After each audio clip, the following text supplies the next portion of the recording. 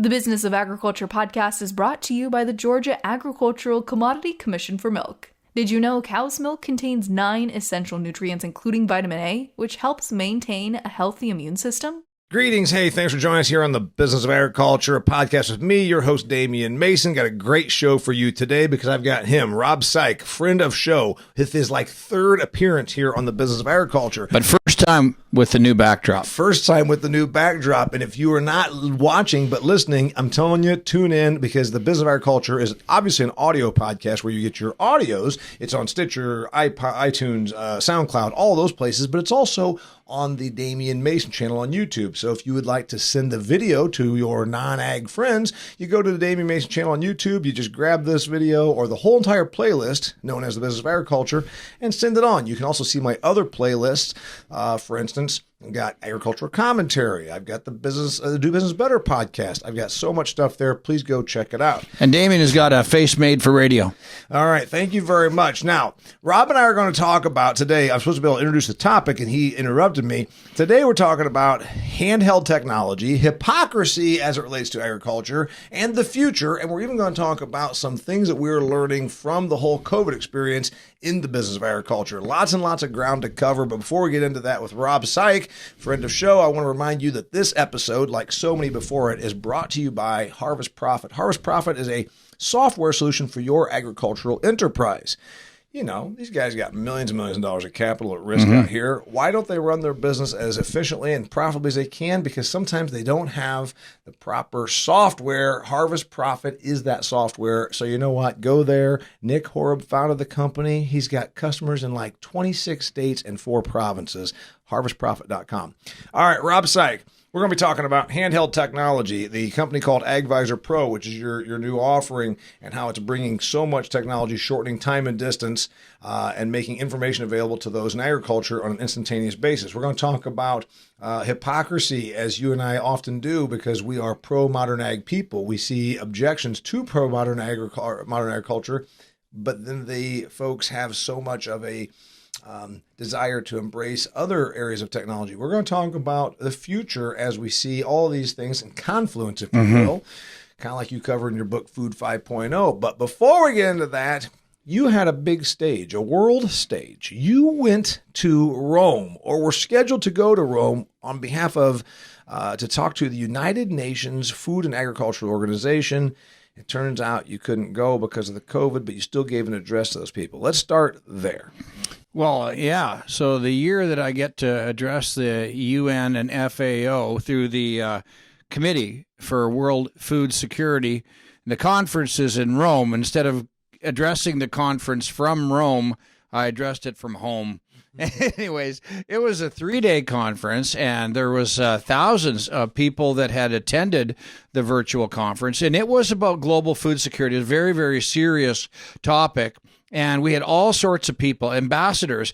I was on a panel with the agriculture minister from Germany and United Arab Emirates and Peru. It was a really wide-ranging and global type of attendee. One of the people that I followed quite closely during the conference, him and I had several conversations, kind of back-channeling, was your ambassador to Rome for America, Kip Tom. So him and I talked, and I got a chance to address the conference on the third day, and I was one of only 3 private citizens to be able to address that conference. By the way, Kip Tom Farm is about 2 counties away from me, so I'm familiar. And yeah, I knew he was in Rome working with the United Nations Food and Agriculture Organization. So what was your point? They're talking about food security. Something tragic that I saw. About 114 million more humans on Earth were cast into extreme poverty because of the economic shutdowns in developed countries. A lot of people don't realize, and you and I both do, how economics works. You shut down things in the most affluent country, the trickle down negatively for the most downtrodden and poorest among us is very, very devastating. So we got people now that are food insecure that actually were making a climb away from that sort of a lifestyle just as recently as 1 year ago. Right. Well, a lot of the food that moves into emerging, I call them emerging nations, and a lot of the supplies that are necessary for farmers in emerging nations come from developed nations. You choke those supply routes, and it's not about whether or not there's enough food. It's really a question that always comes up, really one around distribution. And so even right now, as we speak right now, that new variety, a new strain of COVID-19 that's been discovered in UK creates a bottleneck because no food is going into the UK right now, and they're discussing the same deal. So even developed nations can suffer from food shortages when things shut down. Yeah. Yeah, so we got a disruption going on there. What was your message to the people? They gave you an hour? What, they gave you 45 minutes? No, I had 2 3-minute segments. Okay, you had 6 minutes to tell the Food and Agriculture Organization and the thousands of people that were sitting in their offices all over the world listening. What was your message? Well, my message was, as I sat there, and again, I was there on the third day of the conference, and I listened to all sorts of ideology and philosophy. And you could almost call it religion because people are talking about, and I got no problem with moving agriculture forward. But when you start throwing around the terms regenerative and agroecology or natural farming or nature farming, and you start throwing them around as panaceas, it'll just solve the problem of global food security. And you just throw them around willy-nilly through the course of the 3 days. Without a real understanding or grappling of how that impacts science on the farm, I got a real problem with that. I really do. So I shared with the audience 2 examples, and then I used a technology example to close, but 2 examples of how we should address some of the issues. So when we get into discussion, Damian, about world food security, food waste always comes up, right? Food waste. Yep. So people say, well, we don't need to grow more food. We just need to waste less. Okay, so I agree with that. So what would be the number one food waster on the planet Earth? Well, it happens to be mycotoxins.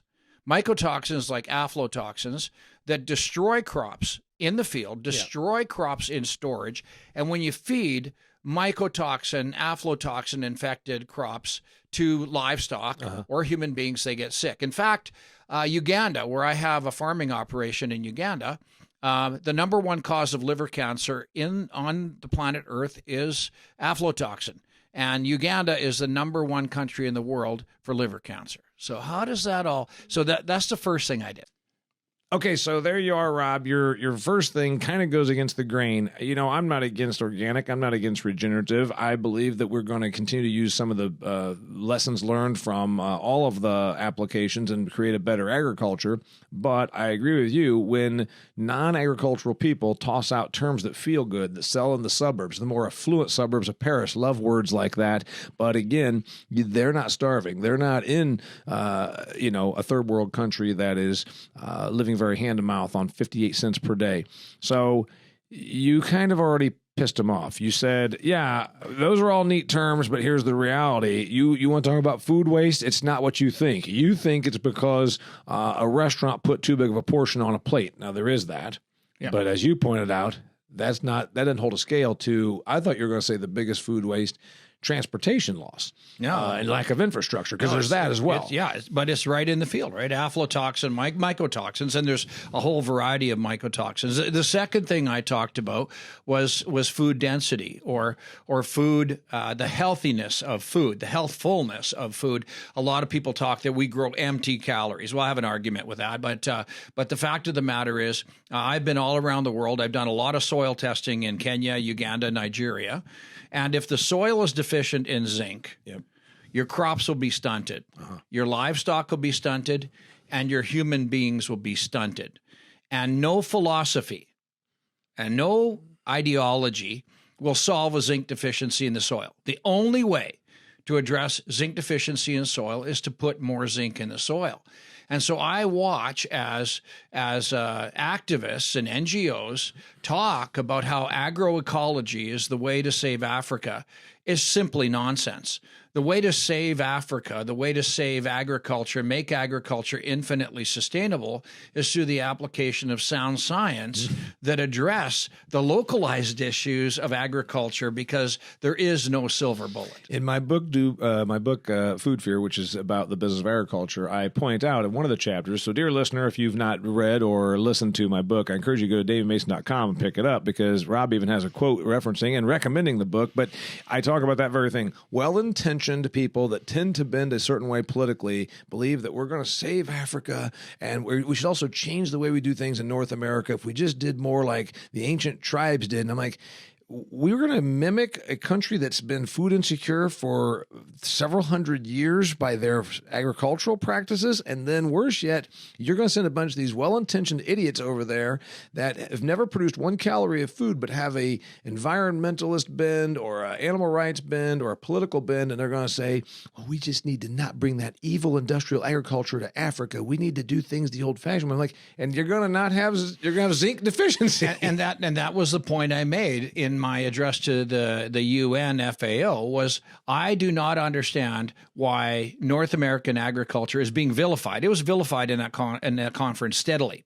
Why it's being vilified? Because you and I know lots of farm families that have been farming that land for 100, 150, 200 years. If that's not the example of sustainability, I don't know what the hell is. Yeah, well, we get vilified because we're very, very good at it. You know, it's the old thing. We're very, very good at it. And if you are a person that is involved in the UN or the FAO, they have a political axe to grind. It's somewhat of a wealth redistribution plan, really. Well, this week, the BioAlliance for Science put out a release from Ghana, from the Ghana agricultural minister, and he says that agroecology implemented in Ghana will drive the production of food in Ghana backwards. They used to be 5 million people. They're now 34 million people. You think you're going to feed the population of tomorrow on the technology of yesterday? Bizarre. Bizarre, yeah. Just bizarre. Yeah, Africa, before it gets screwed up by a bunch of well-intentioned, feel-good people, needs to be able to go through its own revolution as we did. If they want to have organic food and all those sorts of things in Africa, that's fine. Let it get to where it actually has adequate production and law. Well, as an option, but not as the panacea, because they can't. That dog don't hunt. There you go. So, what else did you tell them besides disagreeing with them? Well, the other thing I mentioned was they kept talking about the Nobel Peace Prize that was awarded to the World Health Organization, not the World Food Organization, that was addressing poverty on the planet. But the same week, 2 female scientists, first time in history, 2 female scientists have got the award for science for their biotechnology. Never once was that mentioned.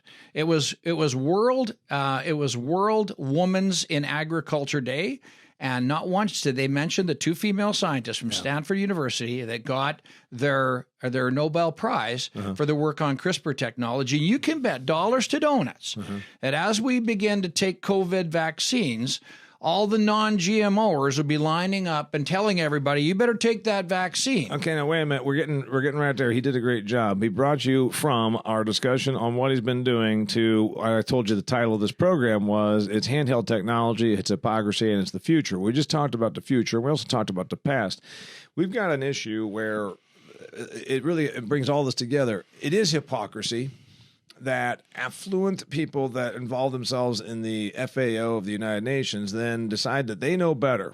And they also have a political axe to grind. They didn't recognize 2 women scientists from Stanford University because they were American and because they also were working on something that those folks don't like. The Nobel Prize was given out by the Nobel organization, which is based in Europe, was given to 2 female scientists for their work in genetic engineering, which is not recognized as a science in Europe.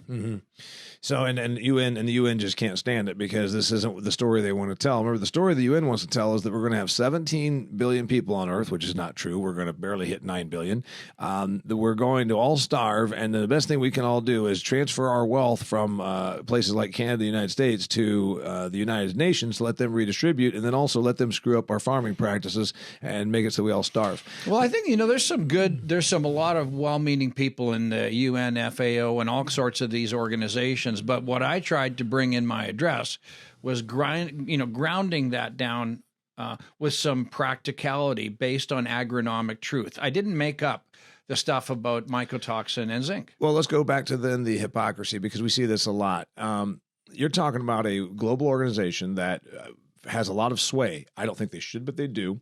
And the people that are able to be UN ambassadors are not from starving backgrounds. So then the UN ambassador from Paris decides that she thinks or he thinks that we should only ever have organic food, or that CRISPR technology should be banned and whatnot.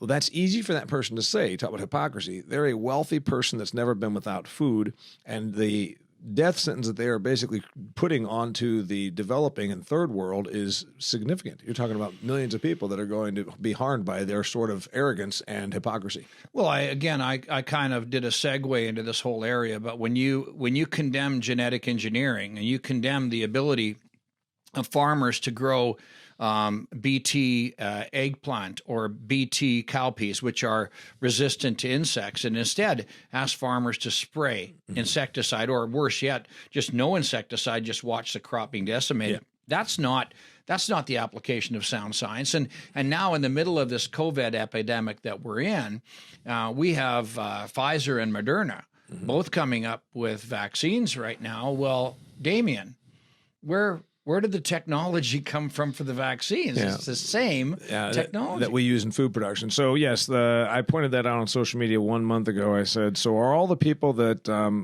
rail and protest against genetically engineered food crops going to be jumping the line to get their coronavirus vaccines? And of course, that's exactly what we're seeing. We're going to get more into hypocrisy, then we're going to talk about handheld technology in the future, but we're going to take a little break right now, Mr. Saik, because as you know, somebody's got to pay the bills around here, and my bills are paid by my buddy Nick Horeb, who founded Harvest Profit, a software solution that you can use to make your agricultural enterprise more profitable. Check out harvestprofit.com to see if it's a fit for you, and you can get a free 14-day trial. We also... Rob and I, we like to have beers together when we get done working, but right now I'm going to drink another one of my favorite beverages, and that is milk. Actually, chocolate milk is my all-time favorite, but here's a glass of vitamin D whole milk, which is very rich in vitamin D and vitamin A, potassium, calcium, and other things like protein. During a pandemic, I just read the article, 80% of the COVID patients have one thing in common. They have a vitamin D deficiency. So we're here in Arizona where you can get some sun. In a lot of the world, it's really cloudy and gray right now, and you're wearing all these clothing, all these jackets because it's freezing. Can't get vitamin D. Where can you get it? Milk. There you go. Have a toast. Get your vitamin D. Stay healthy. All right, back to hypocrisy. Go. Well, I just find it unusual that, we got all sorts of press coverage of President-elect Biden getting his vaccine shot, and all of people are cheering, yay, Biden, get that vaccine shot. And at the same time, if you talk about the utilization of biotechnology to grow organs in pigs that can be used for transplants in human beings to reduce rejection of hearts and etc.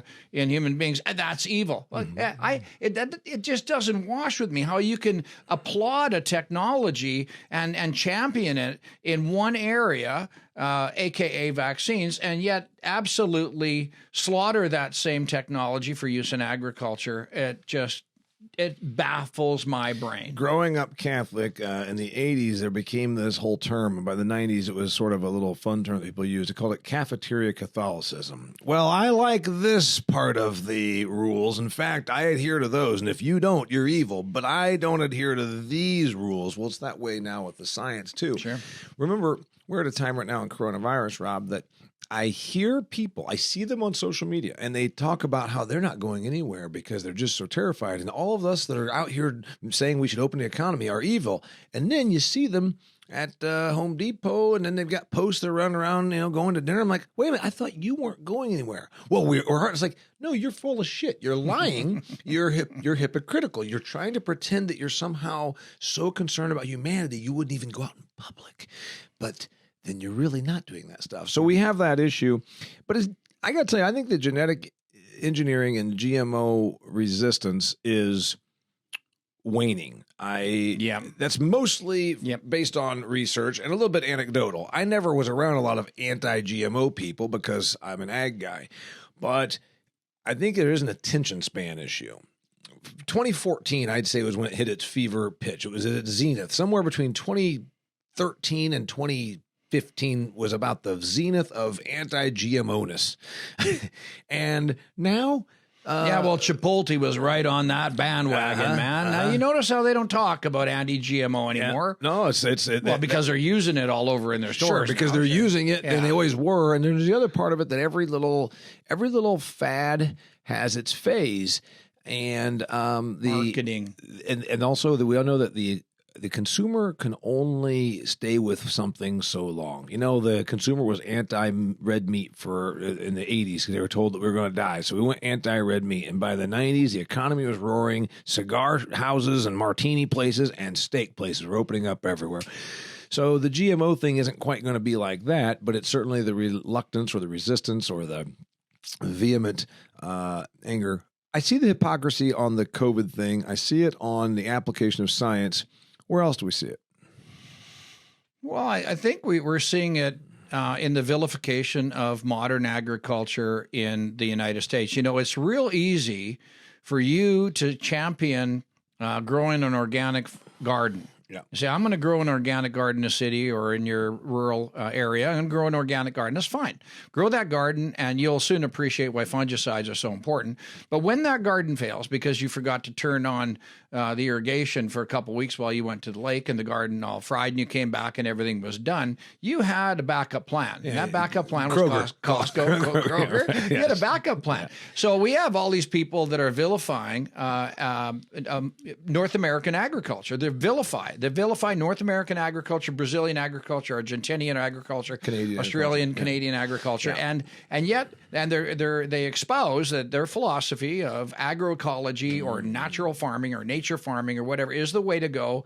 But if it fails, they got the backup plan, and the backup plan is us. Yep. Always has been. Yeah, neighbor lady growing up, neighbor lady that we had, they were fundamentalist Christians of some sort of sect back in the day, and they had a little baby that they didn't take to the hospital, and he died.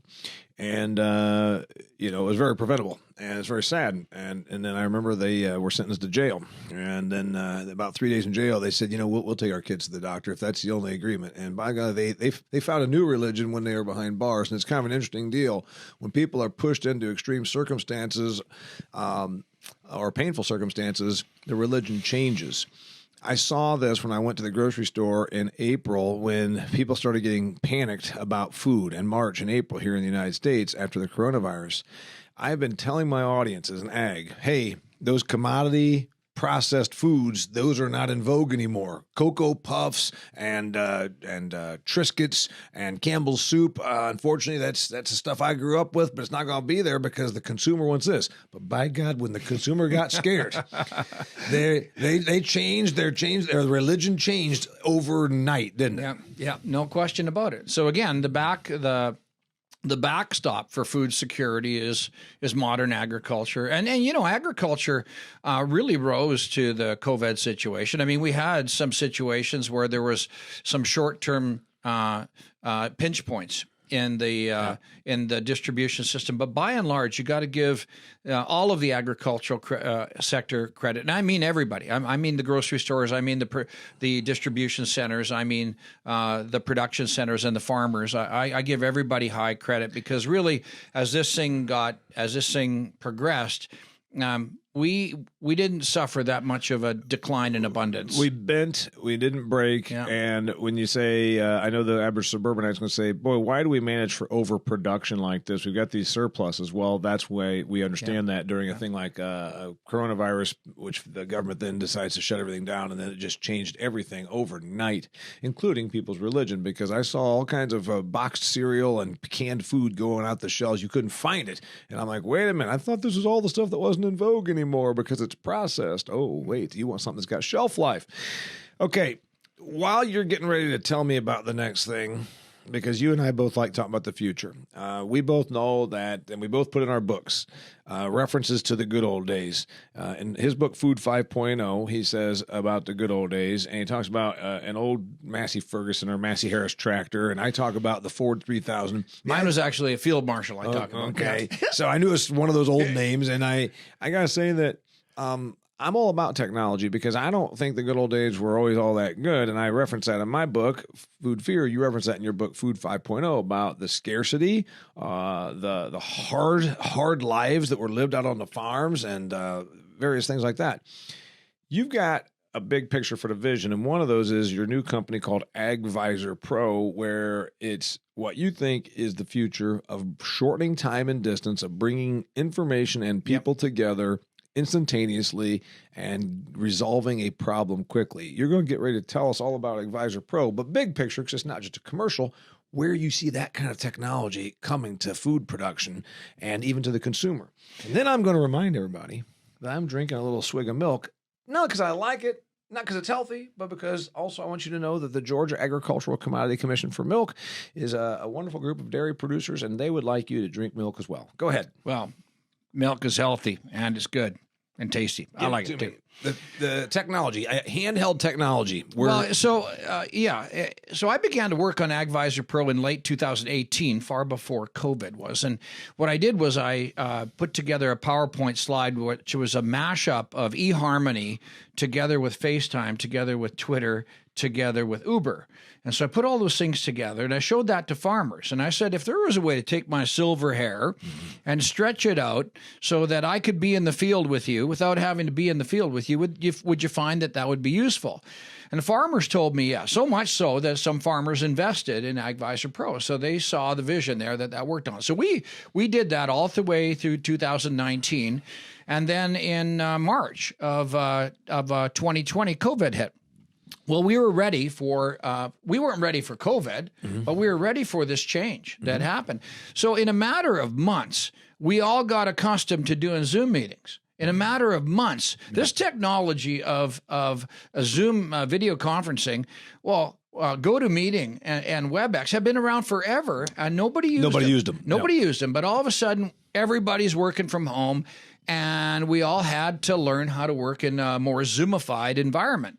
And you know what? After a couple months, we got pretty used to it. In fact, a term I use is Zoom ass, because I start my morning and I'm sitting on Zoom for most of the day. And so that's now another problem that we're dealing with. But it shows that there was a new way of doing business, and by gall, it works pretty good. Now, I would say, Damian, that it's 85 or 90% as good as being in physical contact with somebody. But for technical issues, like getting a veterinarian in the barn without being in the barn, getting a greenhouse specialist or an indoor farming specialist in the greenhouse without having to be in the greenhouse, getting an agronomist or an entomologist in the field without having to be in the field, getting an opportunity to scout a piece of equipment at an auction sale without having to go to the auction yard. Yeah. This is what AgVisor Pro is all about. Yeah, well, we were doing certain aspects of this, and what I think that you're talking about, and whether it's, I mean, certainly there's going to be other applications besides AgVisor Pro, but all right, we went to a thing called Tractor House. I remember in the old days, you wanted to buy a tractor, you had to scour the newspaper ads, classifieds, whatever, the industry press, and then go to some auctions and whatever, and then Tractor House became this thing, and then you started seeing these deals and online auctions and all this kind of thing, and it was kind of coming. But between coronavirus sort of speeding it up, but also guys like you saying, hey, here's the future. But it's not a buying forum. It's not Zillow where you just look at pretty pictures with ads, and it's not a buying forum. Yours is something different. It's a way to communicate expertise and information. It's really, AgVisor Pro is taking advantage of the technology that's in your hand. So a farmer can download AgVisor Pro for free and set up a rudimentary profile, and he can go and put in a question, soybeans, and he'll see that there's 54 experts. Some are free. If they're industry experts, that connection is free. If it's an independent expert with deep domain knowledge, well, it might be some money. So like a crop consultant who is a soybean, has a PhD in soybean pathology or something like this, then they say, okay, yeah, I can work with you, but it's going to be $40 or $50. What's it going to be? What's it going to cost? Well, $35, $45 or $60 for a session. I see. And you say, I want to connect. And there's no phone calls. There's no phone call. You hit a button to connect, and you're instantaneously audio connected to that expert. There's a video connection, so you can show the expert what you're seeing. Yep. There's the opportunity to share high-resolution pictures or chat. And Damian, the whole session is archived. So you can go backwards and after, and you watch say, it again. Yeah, you say, what did he talked really fast. Yeah, and what did he say? Yeah, he talked about the blossom head, and he talked about pod placement, and there's a problem based on this, and so you can go and listen to the technology part of it again. All right, so here's what I'm saying. Whether it's not just about AgVisor Pro, it's about the fact that you're seeing, well, first off, it was the internet, and then it was online auctions and specialized places that was like, here's where you go to see this. But now yours is a channel. Yours is the idea that it's more than that. It's sort of Uber meets eHarmony.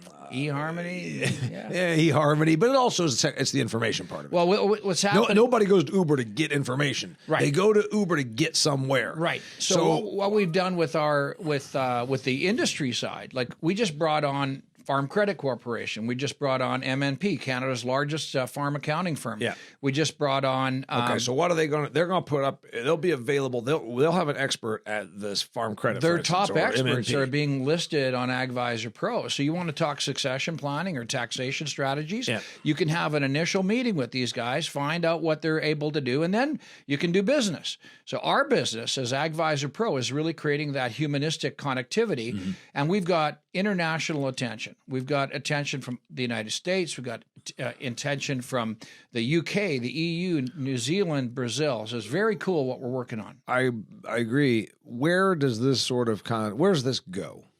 Where this goes is when you look at the real big picture, not necessarily North American agriculture, but you look at the millions, if not billions of farmers, small landholders around the world. What's their biggest pinch point? Well, I would argue their biggest pinch point is the right advice from the right person at the right time to get answers now when they're in the growing season. Well, AgVisor Pro shrinks time and space, like you said, and puts that expert in their hand to see what they're seeing in the field. It's amazing. Yeah, so the small stake landholder in a developing country that is still working in a very rudimentary with the bare bones tools, etc. That person then gets information. Now, can that person afford a service like this, or does it end up getting to where that's part of some sort of a grant or something like this? Well, there's as we go around the world, AgVisor Pro today is capable of transacting in local denominations. So if you're in Brazil, it'll be Brazil real. If you're in South Africa, South African rand. And so there's a couple things. Number one is geotagging, geocoding, geofencing.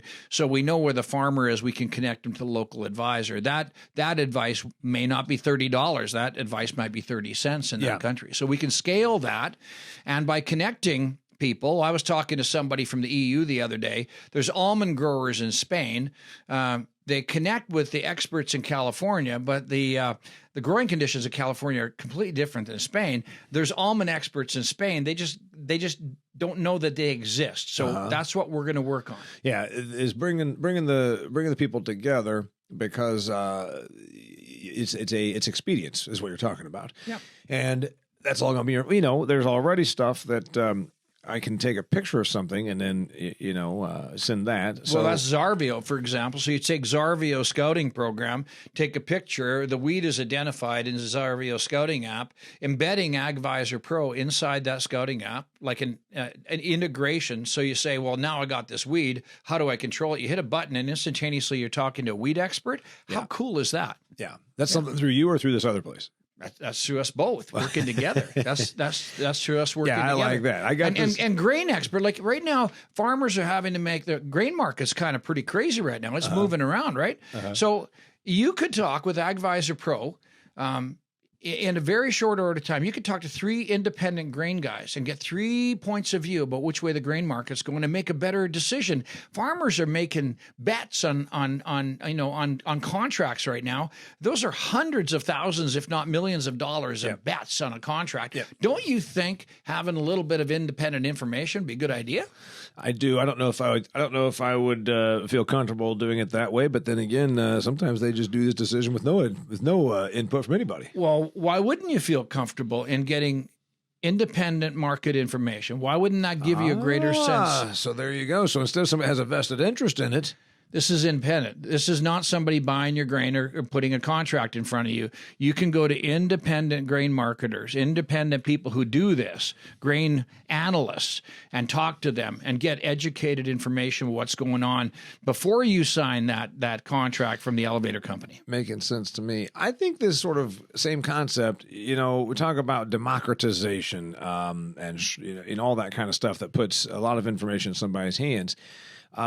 I think maybe that's where this technology goes. And I don't know if it's just yours. There's going to be a lot of other places like that as well. Yeah. Yeah. Can you imagine being able to, like I talked to an equipment person the other day and they said, Rob, it's really hard for me to help a farmer when the description is there's a blue doohickey on the north side of the sprayer. Yeah. And with AgVisor Pro, again, you can show the technician that might be back at the dealership exactly what you're looking at. And then next year when you're spraying, you go back again to say, what did I do last year? And it's there for you. Yeah. Yeah, you can actually, it's like I said, it's a person that's there with you. It's online consultation. It's all that stuff. All right, we said we were going to talk about the future. We just talked about the future. We talked about hypocrisy. We talked about, United Nations. We talked about all the problems there. We got the demonization and the hypocrisy and the future. What last topic do you got for me? Last story, last subject, last statement, last lesson. Here we are at the end of the Business of Agriculture podcast. Well, I want to close this off on a real positive note. I run a peer group for farmers called Power Farm Group. There's 20 of them in Western Canada, 302,000 acres.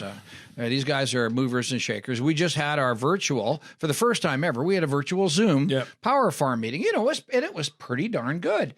We still got to go into rooms and interact and everything, so it was good. But the overall tone of those farmers was very positive. We seem to be coming into a time where there's some backbone to the commodity prices. Yeah. The input prices haven't gone crazy. People are realizing that if they have a job on a farm, it's probably a pretty good job. Yeah. It's steady. Yeah. They're not isolated, but they're protected. They're in a rural environment, so they're not exposed to as much COVID-19. Yeah.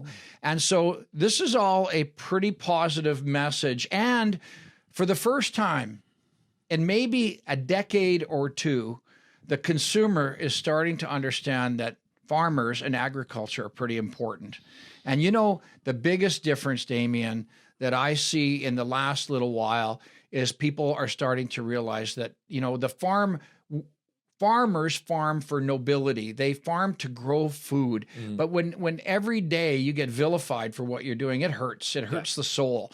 But it was kind of nice to see people recognizing the importance of farmers. Yeah, that's good. I've sensed that there's some positive vibe among agriculture also, and there should be. The commodity prices are up and things are looking pretty good, and not to mention the government in this country has been throwing a bunch of money at them. So anyway, I think that things are all right also. His name's Rob Saik. His name's Damian Mason. That's right. If they want to find me, you already did. It's at DamianMason.com. And if they want to find you, where do they find you? They go Rob Saik, SAIK, or AgVisorPro.com. Got it. Until next time, it's the Business of Agriculture brought to you by my friends at Harvest Profit. Go to harvestprofit.com and see if that software will do what you need it to do so your software works as hard as you do for your operation. And thanks also to my friends with the Georgia Agricultural Commodity Commission for Milk. Until next time, it's the Business of Agriculture. Business of Agriculture. The Business of Agriculture podcast is brought to you by the Georgia Agricultural Commodity Commission for Milk, who reminds us that some things were just meant to be together, like milk and cookies.